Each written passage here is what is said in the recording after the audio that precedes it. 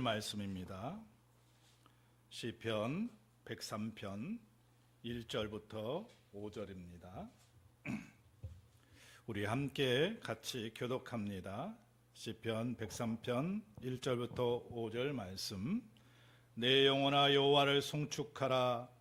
내 속에 있는 것들아 다 그의 거룩한 이름을 송축하라. 내 영혼아 여호와를 송축하며 그의 모든 은택을 잊지 말지어다. 그가 내 모든 죄악을 사하며 내 모든 병을 고치시며 내 생명을 파멸해서 속량하시고 인자와 공의로 간을 씌우시며 같이 하겠습니다. 좋은 것으로 내 소원을 만족하게 하사 내 청춘을 독수리같이 새롭게 하시는도다. 아멘.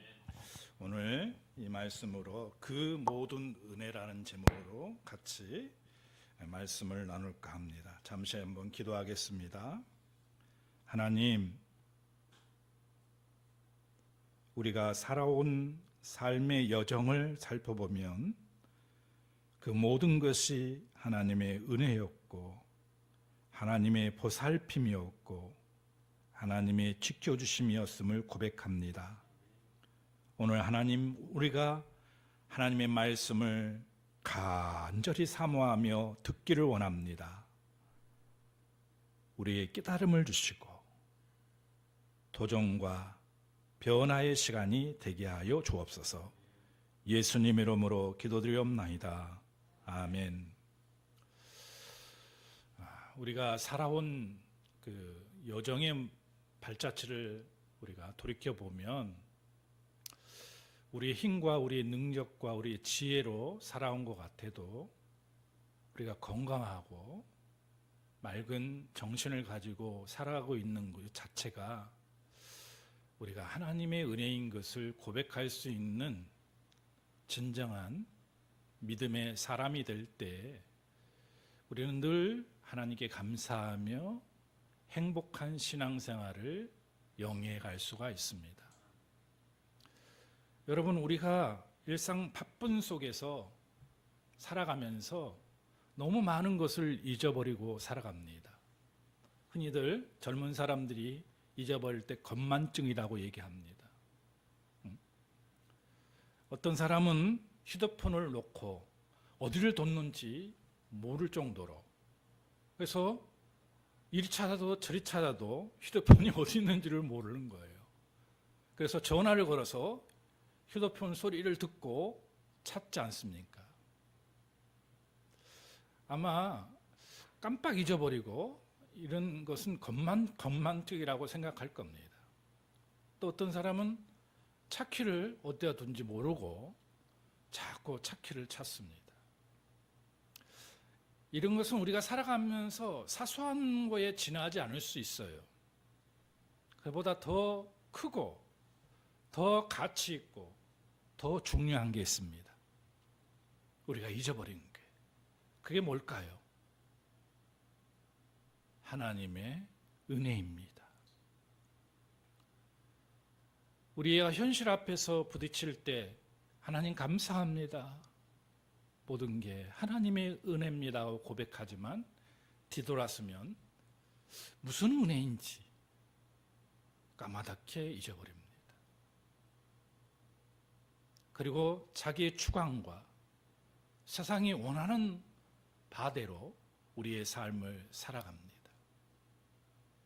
내가 받은 은혜, 내가 받은 사랑, 내가 받은 축복을 까마득히 잊어버리는 거지요.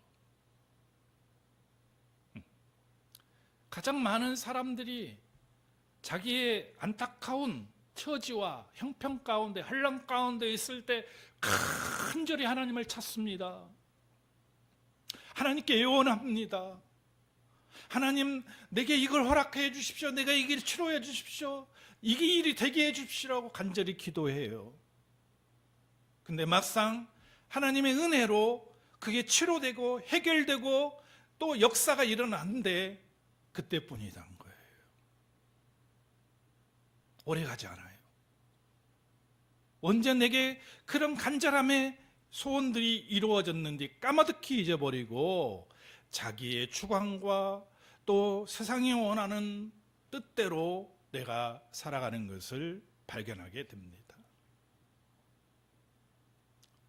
여러분, 벌써 우리가 11월 마지막 이제 그 주를 기다리고 있는 가운데 있어요. 한 해를 돌이켜 보면 별거 아니에요, 사실은. 내가 건강하고 내가 안정된 직장에 다니고 맑은 정신으로 사고 없이 한 해를 거의 살았어요. 누구나 다 그렇게 살지 않느냐고 생각할 수 있지만은 하나님의 은혜와 사랑을 받은 우리는 하나님의 돌보심이다. 하나님이 나를 가장 아끼고 사랑하고 인도해 주셨구나라고 고백할 수 있는 은혜에 넘치는, 은혜가 넘치는 믿음의 사람들이 고백이 돼야 됩니다.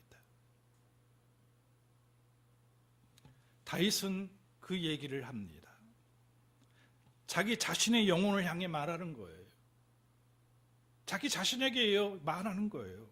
내 영혼아 여호와를 송축하라. 내 속에 있는 것들아 다 그의 거룩한 이름을 송축하라라고 얘기합니다. 다른 사람한테 얘기하는 것이 아니라 자기의 영혼에 빗대어 얘기하고 있는 거예요. 세상 가운데 살다 보면 우리의 마음이 흐트러지고 우리의 정신이 흐트러집니다. 내가 받은 하나님의 은혜와 사랑을 까마득히 잊어버리고 자기도 세상에 편승해서 살아갈 때가 있습니다. 그러면서 오늘 이 본문의 말씀에 다윗은 자기의 영혼에게 얘기합니다. 여호와를 송축하라고. 내 속에 있는 것들아 여호와를 찬양하라고 얘기합니다. 다윗은 자기 자신을 붙들고 흔들며 명령하고 있어요. 영혼아 정신을 차려라. 하나님의 베푸신 은혜를 잊지 말라. 누구에게 얘기해요? 자기 자신에게 얘기합니다. 우리가 예수를 믿지 않았다면 한 주간이 아니라 한 해를 살면서 사고 없이 직장에 다니고 있고 또 내가 맑은 정신으로 사는 것이 별거 아니라고 생각할 거예요. 왜? 다른 사람도 다 그렇게 살고 있기 때문에. 근데 여러분 돌이켜 보십시오. 하나님이 내가 그 가운데 나를 지키시고 보호하시고 인도하심이 있었다면 내 마음이 하나님께서 받은 은혜가 있다면 내가 어떤 자세로 하나님 앞에 설 수 있을까요? 그것은 하나님의 은혜고 축복이구나라고 고백할 겁니다. 우리의 마음에 묻어진, 우리의 마음에 항폐해진 영적인 마음에게 다윗이 부르짖은 것처럼 내 영혼아 여호와를 송축하라, 찬양하라고 얘기합니다. 왜 그래야 되는지 오늘 본문은 분명하게 확실하게 얘기합니다.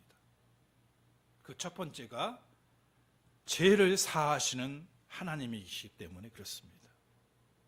그게 바로 3절에 얘기합니다. 죄를 사해 주시는 하나님. 그가 내 모든 죄악을 사하며 내 모든 병을 고치시며 그랬어요.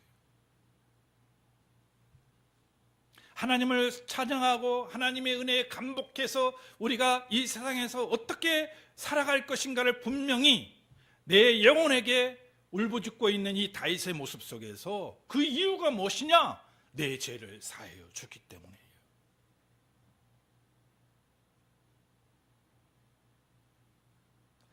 하나님의 은혜와 사랑이 없었다면 우리는 새로운 삶을 살 수 없었을 거예요. 세상 사람들과 똑같이 한 해를 돌이켜보며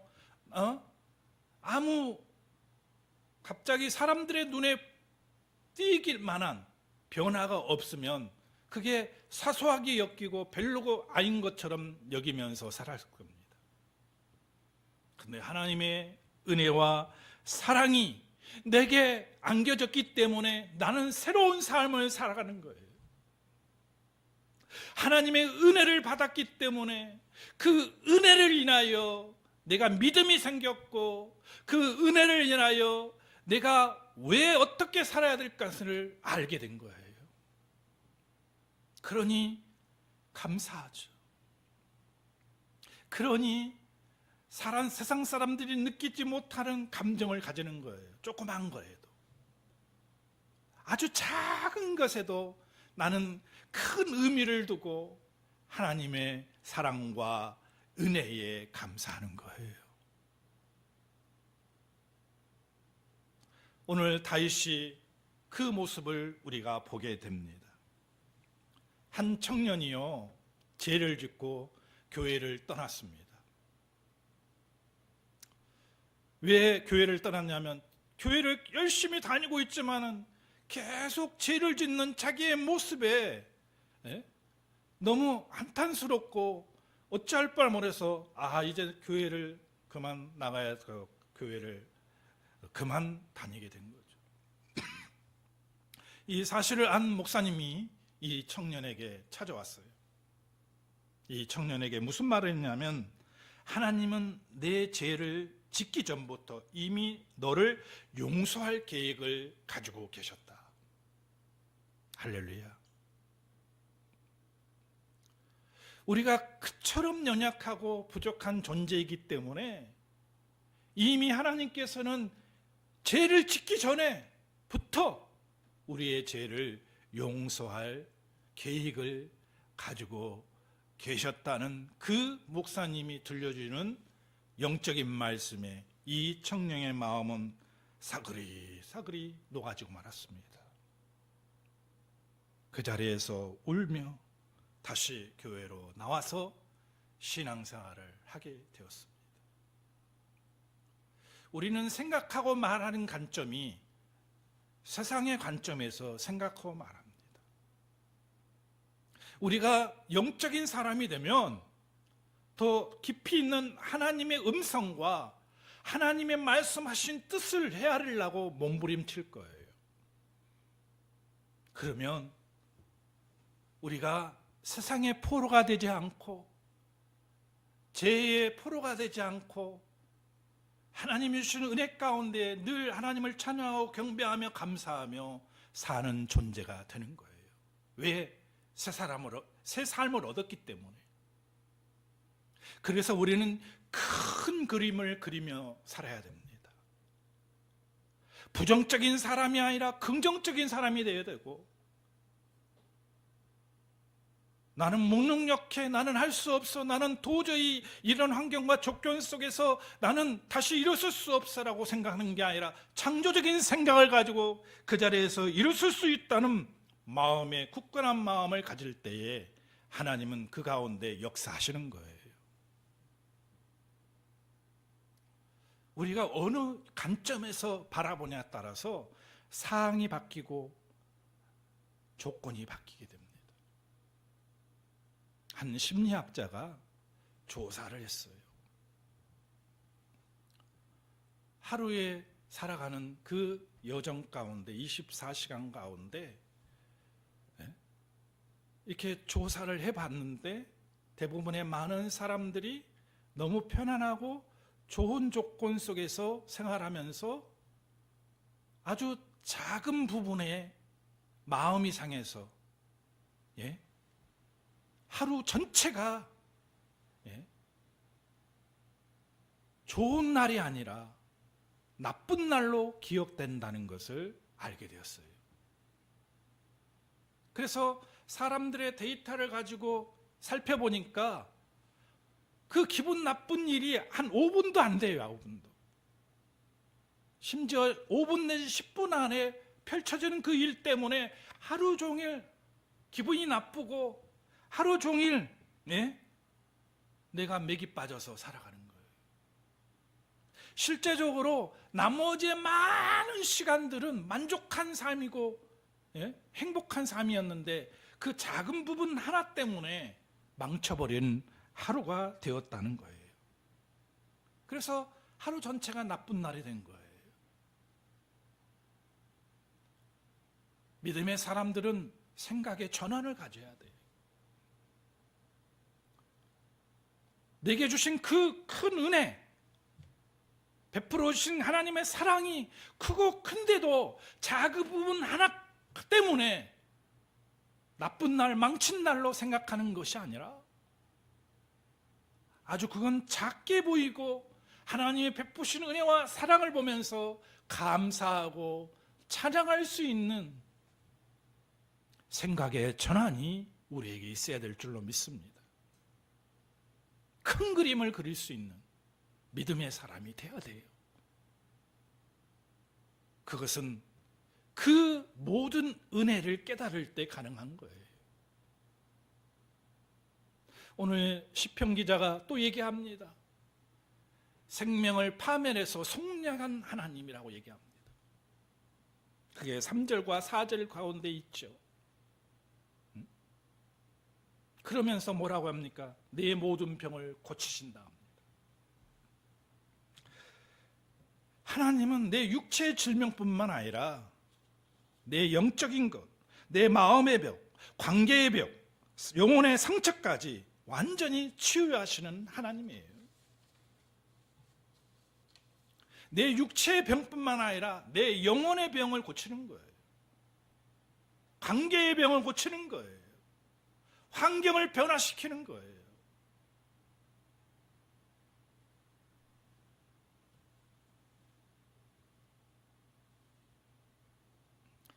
모든 사람 앞에서 우리는 상처를 숨기지만은, 아픔을 숨기지만은 하나님 앞에서는 숨길 필요가 없고 숨길 이유가 없습니다. 나의 가장 치부를 드러내야 하지만이 하나님은 나를 치료하시고 회복하시고 나를 다시금 하나님이 기뻐하시는 자리에 앉혀주시는 거예요. 여러분이 말 못할 고민거리가 있고 아픔거리가 있고 상처가 있다면 하나님 앞에 내놔야 돼요. 사람에게는 밝힐 수 없지만은 내 비밀을 하나님 앞에 펼쳐놔야 돼요. 그럴 때 하나님께서는 모든 것을 용서하시고 회복시켜 주십니다. 파멸은 여기서 무너짐이고 절망이고 죽음을 뜻합니다. 그런데 하나님은 값을 주시고 우리를 사셨어요. 파멸해서 건져주시고 죽음 가운데 우리를 살려주셨어요. 그래서 속량했다고 얘기합니다. 속량의 뜻이 뭘까요? 내 거로 삼았다는 겁니다. 내 거로. 하나님의 것으로, 하나님이 나를 속량해 주심으로 나를 하나님의 것으로 삼으셨다는 겁니다. 나는 누구 거예요? 하나님의 거예요. 하나님이 만드셨고 하나님이 지으셨고 하나님이 다시 이 세상에 태어나게 했어요. 그런 존재가 나는 누구를 위해서 살아야 되겠습니까? 영적인 사람은요, 하나님과 그 나라를 위해 살아야 됩니다. 이게 행복이에요. 영적으로 살아있지 않는 사람들은 세상의 부귀와 영화와 공명을 쫓아가는 것이 행복이에요.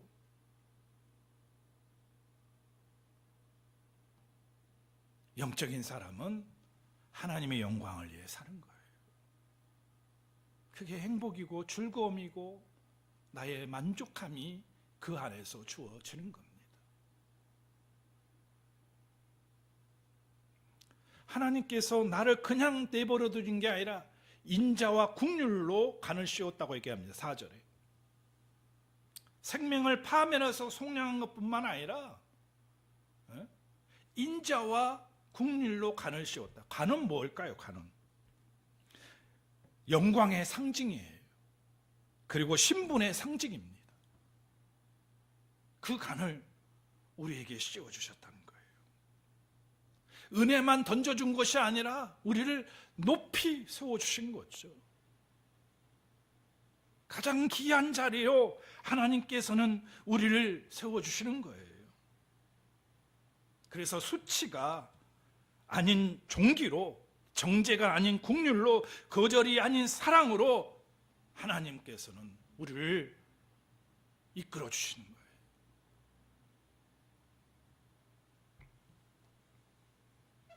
여러분, 우리가 살아가다 보면 잘 사는 사람도 있고 공부를 많이 해서 좋은 학벌을 가지고 좋은 세상에 위치해서 살아가는 사람도 있을 겁니다. 근데 하나님의 관점은 달라요. 우리가 자녀를 키워보면 알잖아요. 우리 자녀들이 초등학교 다닐 때 그림을 그리면 멋지게 그림을 딱 그리고 왔어요. 그 그림을 딱 입자에 놓고 왔을 때 우리가 어떻게 합니까? 예?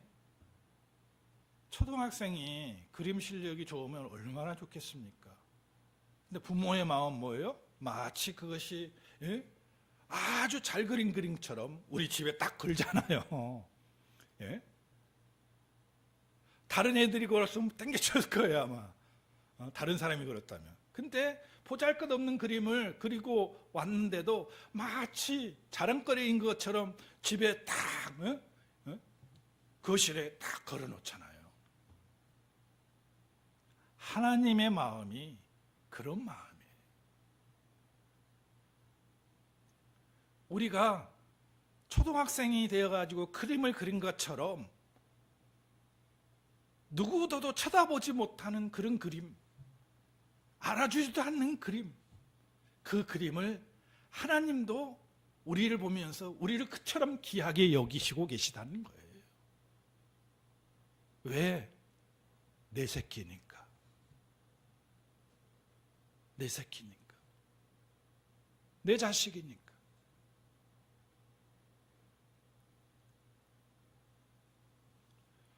여러분, 하나님이 나를 얼마나 사랑하시는지,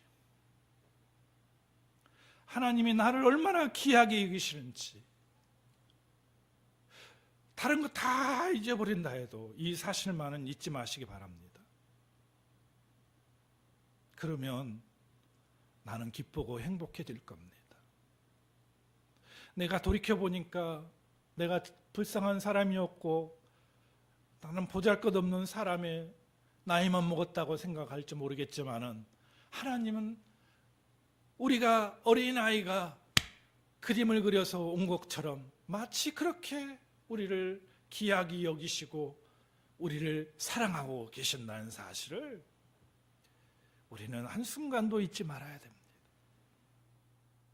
그래야지 그 은혜가 가치가 있고 그래야지 그 은혜가 풍성해지는 거예요. 마지막으로 그 모든 은혜가 뭐냐? 하나님은 우리를 만족하게 하시고 새 힘을 주시는 거예요. 오늘 마지막에 얘기하고 있지 않습니까?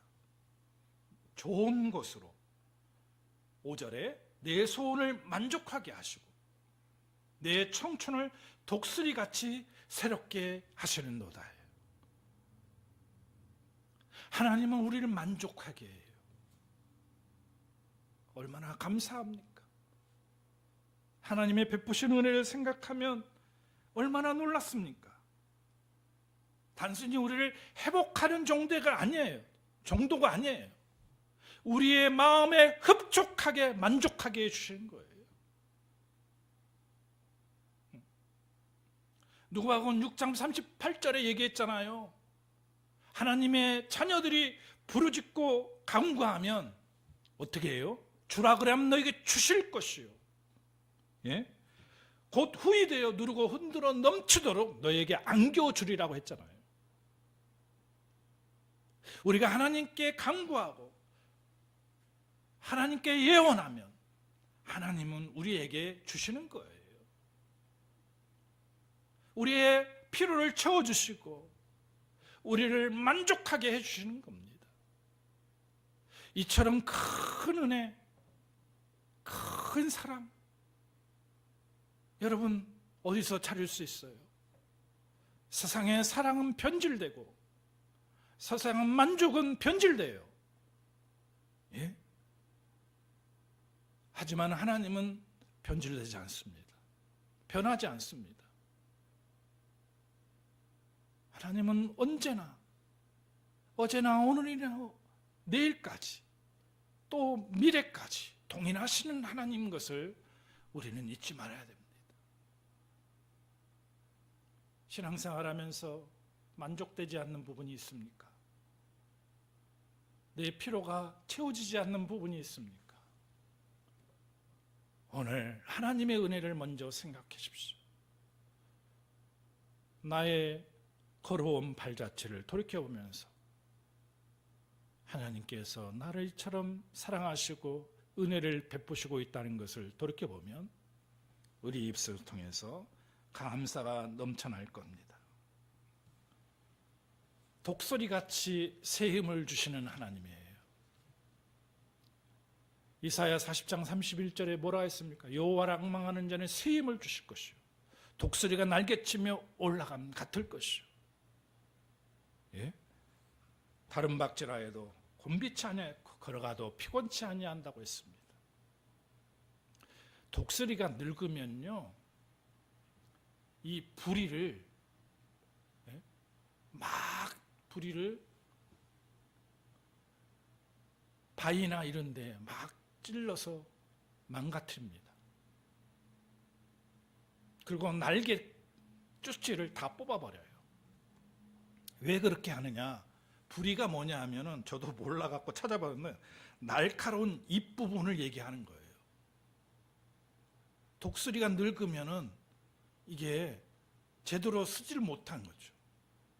그래서 새로운 그 부리가 생기고 날개도요, 날지를 못했는데 날개를 다 쭉지를 뽑아버리면 새로운 살이 돋아서 독수리가 이제 시간이 지나면 날 수 있게 된다고 합니다.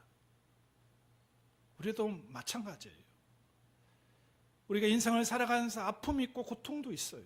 환난도 거쳐요. 그 환난 기간에 하나님의 베푸신 은혜와 사랑을 깨닫고 내가 더